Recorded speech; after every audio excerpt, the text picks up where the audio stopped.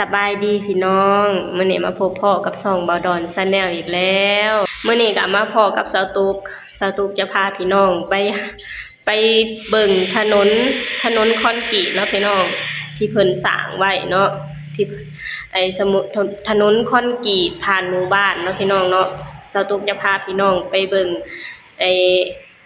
ตัวที่เขาเจ้าเส้นทางที่เขาเจ้าสร้างแล้วกับ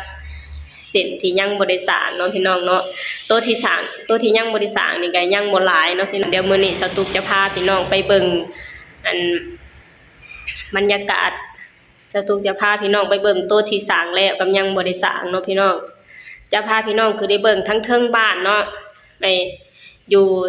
ข้างในบ้านเนาะพี่น้องเนาะเห็น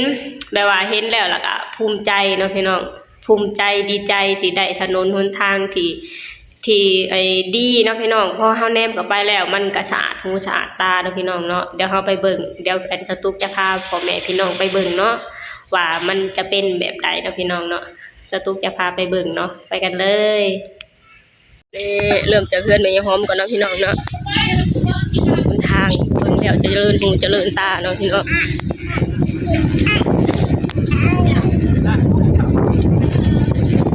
สาวขับรถพอเห็นมันนี้แล้วมีความสุขเนาะพี่น้อง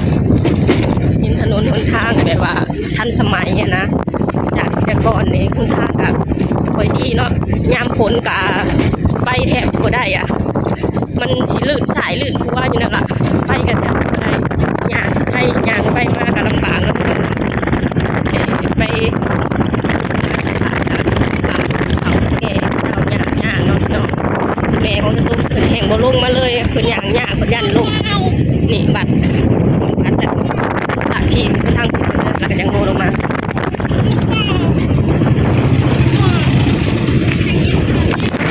คือเทิงบ้านเนาะพี่น้องอันนี้คือเทิงบ้านทางแบบนี้มันก็เป็นตาเที่ยวตัวมันก็ทันสมัยขึ้นแต่ก่อนทุนทางมันจะเป็นใน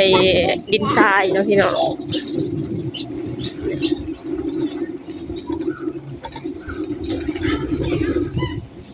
เสียงคนน้อยก็จอแจ้อยู่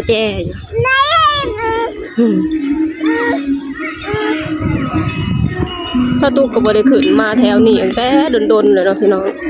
ตั้งแต่ข้าวสมัยไปเขาโรงเรียนประถมเนาะตั้งแต่จบชั้นป .5 สตูก็บ่ได้มาเลยแถวนี้แม่มันก็เปลี่ยนไปหลายอยู่เด้เริ่มมีห้านขายของ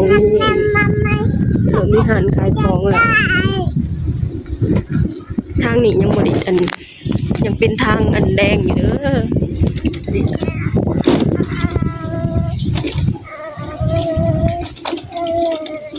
ปีหน้าที่เททางนี้เนาะพี่น้องนี่เส้นทางนี้ยังบ่ได้เท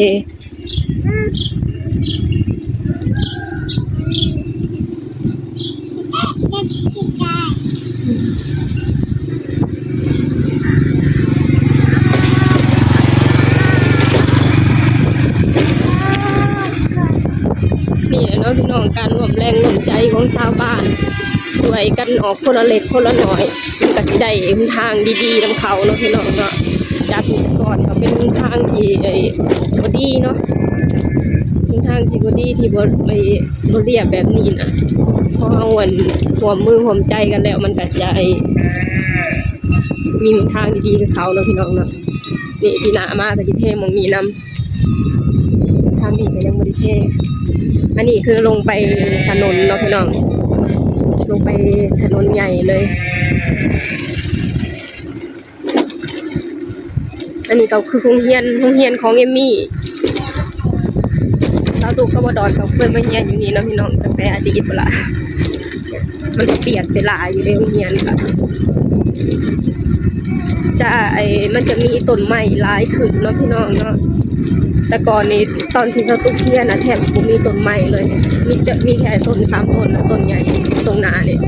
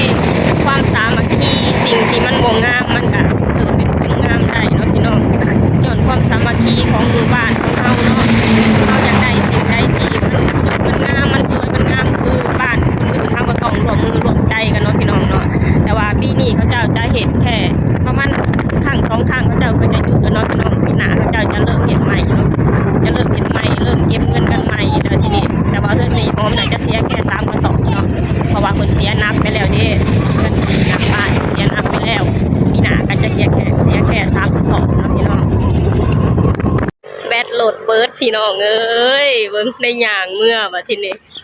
ลูกสาวของสตูเพิ่นบ่สากแบดแม่พี่น้องได้ย่างเมื่อบัดนี้แต่ก็ใกล้สิฮอดแล้วแหละพูนสตูย่างมาบ่ใกล้ๆหนึ่งแม่พี่น้องได้ย่างเมื่อลูกสาวลูกสากแบดเนี่ยออกกำลังกายไปในโตเลยพี่น้องเบิ่งลูกสาวเพิ่นย่างเบิ่งขี่ไปก่อนให้เพิ่นน้องขี่ไปก่อนให้เพิ่นกับน้องขี่ไปก่อนเนาะพี่น้องสตุกย่างโอ้ยตายละสากกับลูกเป็ดกับบ่สากปกติเพิ่นสิบ่ปล่อยรถเป็ดเบิดปานนี้มาวันนี้ปล่อยให้รถเป็ดเบิดไปพี่น้องได้ย่างเลยบัดนี้โอ้ยเมื่อยตุกกลับมาพาพี่น้องไปเบิ่งถนนหนทางแล้วพี่น้องถนนคอนกรีตผ่านหมู่บ้านแล้วพี่น้องเนาะเป็นการร่วมมือร่วมใจที่ได้ประสบผลสำเร็จเนาะที่ชาวบ้านร่วมมือร่วมใจกันเห็นแบบนี้ก็มีแฮงดีใจนะพี่น้องสะอาดหูสะอาดตาพอหันแนมไปในเทิงบ้านก็สะอาดหูสะอาดตาเนาะพี่น้องเนาะมื้อนี้ก็ลูกสาวก็เฮ็ดเส้นสตูกแม่เนาะให้สตูกย่างบ่ไกลๆนึงหลายกิโลอยู่เด้นี่มื้อนี้ก็สตูกจะขอจบคลิปลงเท่านี้ก่อนเด้อฝากให้พี่น้องช่วยกดไลค์กดแชร์กดติดตามให้ช่องเบาดอนชาแนลเด้อสบายดีสวัสดีค่ะ